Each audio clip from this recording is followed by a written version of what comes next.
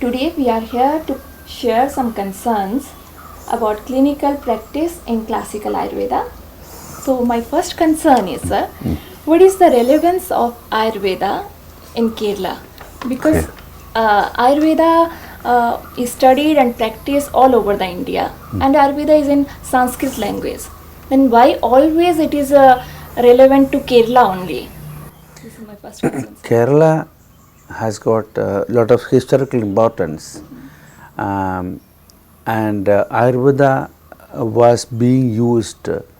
The ancient classical Ayurvedic system was being used for different purpose in Kerala, like martial art practices, like it was a part of defense in ancient Kerala in 3 provinces, Travancore, Kochi and Malabar.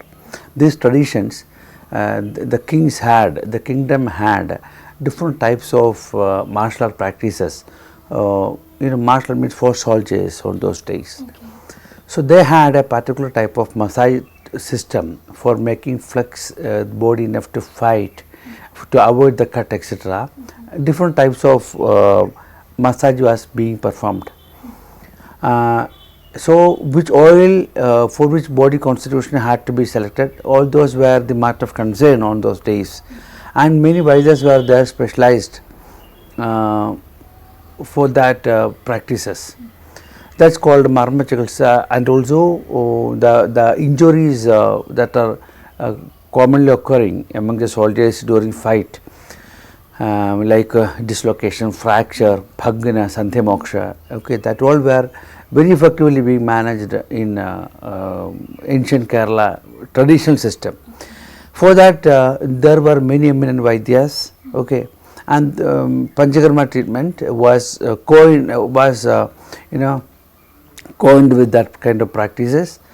So Panchakarma treatment was also grown with this martial art tradition called marma chikitsa. So they had clubbed massage techniques. It's based on marma, and special massages for dislocation, special massages for fracture healing. After massaging, making the bone in situ, they make poultice, paste of herbs, and for keeping some particular days, like how we are doing POP, plaster of Paris bandage. Those days there were no such systems now, so it was effectively being managed. So the medicines that they were selecting was from Susruta Samhita as a mother text. That's how Ayurvedic text had a relevance with ancient Kerala practice. Again, that is the main relevance. Again, there were many traditions like Ashtavidya traditions, familial system. And they had a very interesting traditional system of learning Sanskrit and Ayurveda. And again, another tradition of learning Sanskrit and Jyotisha. Those people were handling Ayurvedic system also. So Jyotisha and Ayurveda was also very interestingly combined for implementing the clinical practices. And Jyotisha was being used on those days on the basis of Tithi, date of birth, Tithi, Nakshatra, and for prognosis purpose. Whether it is curable, it is incurable, signs of death, this kind of information were being used for communicating with the bystanders regarding the state of disease, regarding the state of patient. So that's why it was in Kerala, more specifically when we compare with the other states.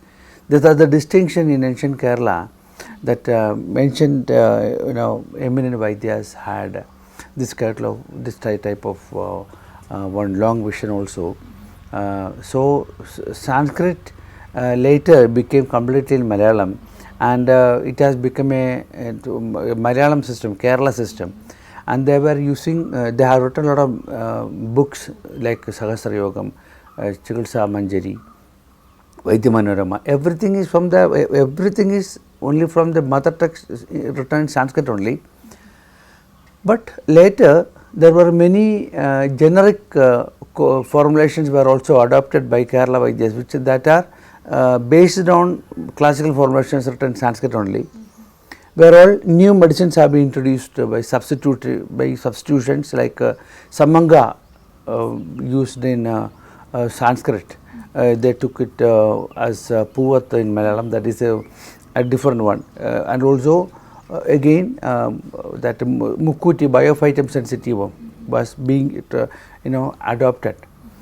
So this kind of introduction of many substitutions in medicinal plants, introducing the Jyotisha, okay, for assessing the prognosis, and again martial practice, Marma Chikitsa, okay, so Nadi Chikitsa was also a part of it, based on Tamil Kerala border culture, Nadi Vaidya they say.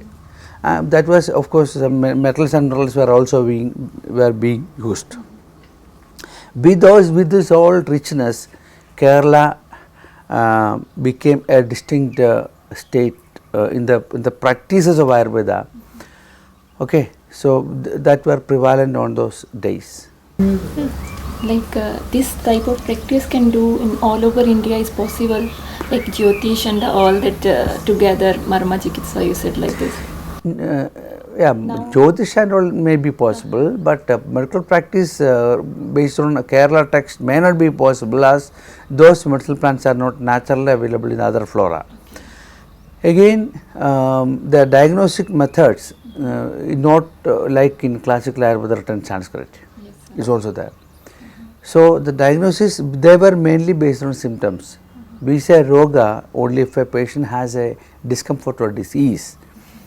Otherwise, we don't need to treat. So like nowadays, in the name of lifestyle diseases, we are giving medicines without any symptoms. So maybe majority of the patients are going to the hospital for asymptomatic diseases, certified in the paper. So that's why applying this kind of practices for modern diagnosis may be a bit impractical. That's what I feel. Okay, sir, my next concern is about what is the importance of learning the basic principle of Ayurveda, classical Ayurveda, sir? Of course, basic principles are unavoidable. Basic principle, already we have learnt in BAMS first and second year. Yes, body is composed of dosha, tattva and mala. Okay, basic principle. Dosha eva hi sarvesham yoganam ega karanam. So doshas are the main reason for causing the diseases. Okay. So we cannot ignore this if we don't have a knowledge regarding the involvement of dosha in manifesting diseases.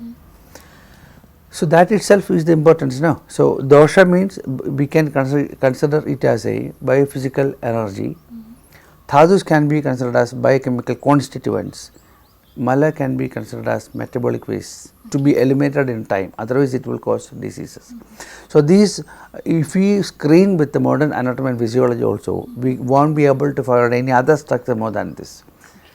So that's why now also, after centuries, after thousands of years, even now, we cannot find out more than this. So body is composed of that basic constituents only now also. So that's the basic principle. Then how the diseases are formed by the causative factor or nidhanam, we say in Sanskrit. The causes or etiology were considered as a prime motto in the treatment, because avoiding the cause is the important part of treatment, nidhana parivarjana. So that all are the basic principle. Again, doshas are ultimately, this is what doctor is doing a medical practice, and symptoms and signs are observing in the patient, isn't it? Yes, sir. What are the symptoms? Symptoms are nothing but the manifestation of dosha through three roga margas. Okay, these three roga margas are made by the dhatu and mala. That's what. So in two stages, sama and nirama. So that is ultimately required information for diagnosing and assessing the prognosis. But sir, in college we have studied about the other lakshanas and nidanas, about that disease also. But nowadays when patients are coming, they are coming with some allopathy medicines and some other things. So that Lakshana and Nidana, but we are already studied in our norms and our classical forms, that we are not getting that Lakshanas. So it's some bit difficult in practice to use like what we are studied. See, that doesn't matter any medical system we are concerned. See, every human being is understanding or getting knowledge by three means. Okay. Pramanam. Am I right? Yes, sir. Prama means yathartha jnanam, the real knowledge.